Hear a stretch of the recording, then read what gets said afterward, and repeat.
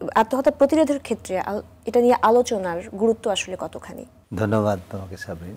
আসলে যে বিষয়টি আত্মহত্যার অত্যন্ত মর্মান্তিক একটি বিষয়, খুব হৃদয় বিদারক একটি বিষয়, কিন্তু একটি জিনিস খুব ইতিবাচক আত্মহত্যা নিয়ে যে আত্মহত্যা প্রতিরোধ করা যায়। আত্মহত্যা একটা প্রতিরোধযোগ্য সমস্যা। আজকে আমাদের মূল আলোচনায় কিন্তু সেটি, এবং সেটি হওয়া উচিত। কিন্তু তুমি যে কথাটা বলছিলে যে কি করে সাহায্য চাইবে বা কী করে আমরা সাহায্য করব, এটি খুব গুরুত্বপূর্ণ কথা। কারণ আত্মহত্যা নিয়ে কিন্তু কথা বলা হতো না। এখানে অনেক স্টিগমা ছিল, কুসংস্কার ছিল, অজ্ঞতা ছিল, যে কারণে হয়তো আত্মহত্যা নিয়ে আলোচনা হতো না। এক ধরনের গোপন ঢাক ঢাক গুড়গুড় ভাব, এরপরও আছে পুলিশের ঝামেলা ইত্যাদি, সব মিলিয়ে কিন্তু বিষয়টা আড়ালে থেকে যেত। ফলে হতো কি, এই যে প্রতিরোধের যে ব্যবস্থা সেটিও আর সেভাবে গড়ে উঠতো না। যাই হোক, বর্তমানে সেই অবস্থা অনেকটা অবসান হয়েছে, অনেক উন্নতিও হয়েছে, মানুষ কথা বলছে, আমাদের সাথে কথা বলছে।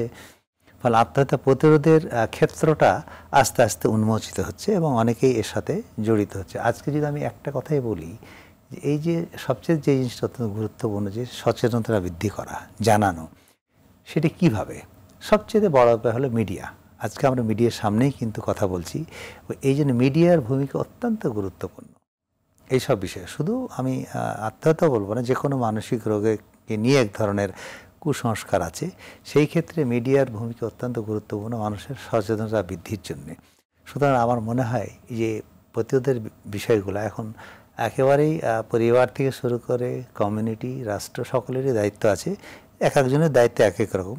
তবে যে জিনিসটি খুবই গুরুত্বপূর্ণ, সবারই জানা উচিত যে আত্মহত্যা একটি প্রতিরোধযোগ্য সমস্যা। সারা বিশ্বে আত্মহত্যার পরিসংখ্যানটা কেমন এবং বাংলাদেশের প্রেক্ষাপটেও এর চিত্রটা, কারণ আমরা জানি শিশু কিশোরদের মধ্যেও আত্মহত্যা এখন অনেক বেশি পরিমাণে বাড়ছে, একটু যদি মানসিক চিত্রটা জানতে চাই।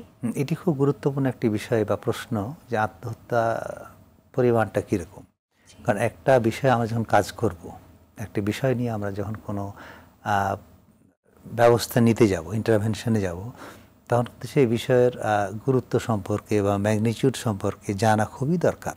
আমরা যদি না জানি যে দেশে এত ভাগ লোক ডায়াবেটিসে আক্রান্ত, এত ভাগ লোক ব্লাড প্রেশার আক্রান্ত, তাহলে আমরা সে প্ল্যানিং করব কিভাবে? একই রকমই আমরা যদি মোটামুটি জানতে পারি যে কত ভাগ মানুষ আত্মহত্যা করে, বা কত ভাগ মানুষ আত্মহত্যার চেষ্টা করে, কত ভাগ মানুষের মধ্যে আত্মহত্যার চিন্তা আছে, এই বিষয়গুলো জানতে পারলে আমাদের পলিসি নির্ধারণ করা খুব সুবিধা হয়।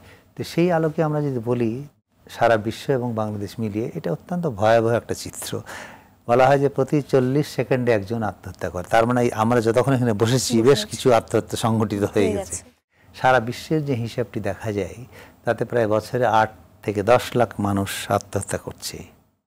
এবং বাংলাদেশের চিত্র যে খুব ভালো তা নয়। বাংলাদেশে কিন্তু প্রতিদিন 30 জন আত্মহত্যা করে, প্রতিদিন। আর যদি গড়পড়তা আমরা হিসাব করি, তাহলে দেখা যায় আমাদের দেশে 7 থেকে 8 জন মানুষ প্রতি বছর, প্রতি লাখে হিসাব 1 লাখ মানুষের মধ্যে প্রায় 7 থেকে 8 জন প্রতি বছর আত্মহত্যা করে। এবং পৃথিবীর অন্যান্য দেশেও এটা আছে এবং অনেক দেশে আরও বেশি আছে।